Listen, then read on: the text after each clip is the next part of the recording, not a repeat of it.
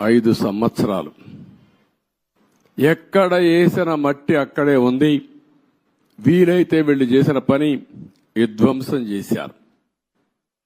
ఇక్కడుండే పైపులు దొంగిలించకపోయారు, ఇసుక దొంగిలించకపోయారు, కడాన రోడ్లేస్తే మెటలు కూడా దోవకపోయారు.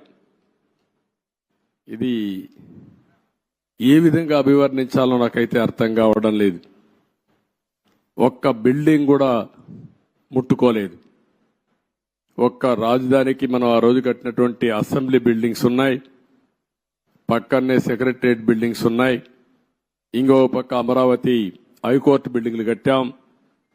ఆ హైకోర్టు కూడా డిస్ట్రిక్ట్ కోర్టు కోసం కట్టిన బిల్డింగు, అవి మాత్రం మిగిలే పరిస్థితికి వచ్చాయి.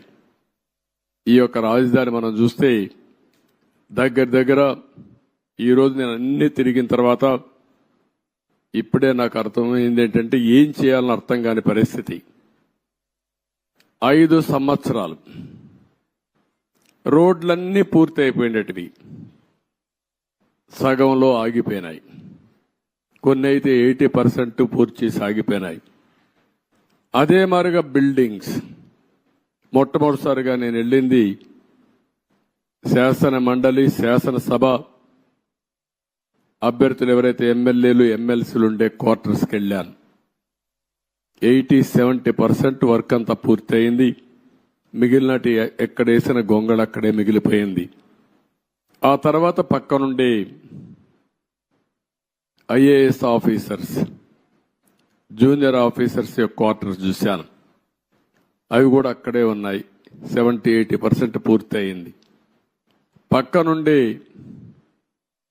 సెక్రటరీస్, అదే మాదిరిగా ప్రిన్సిపల్ సెక్రటరీస్ బిల్డింగ్లన్నీ ఉన్నాయి.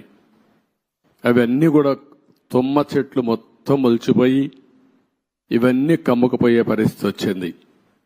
పక్కనే హైకోర్టు వస్తుంది. అక్కడనే అడ్మినిస్ట్రేషన్ కోసం 5 టవర్స్ ని ప్రారంభించాం. ఇంకొక పక్కన అసెంబ్లీ బిల్డింగ్ వస్తుంది, దాని పక్కనే హైకోర్టు వస్తుంది. అక్కడనే జడ్జెస్ బంగ్లాలు వస్తాయి, పక్కనే ఎమ్మెల్యేలు మినిస్టర్స్ బంగ్లాలు వస్తాయి.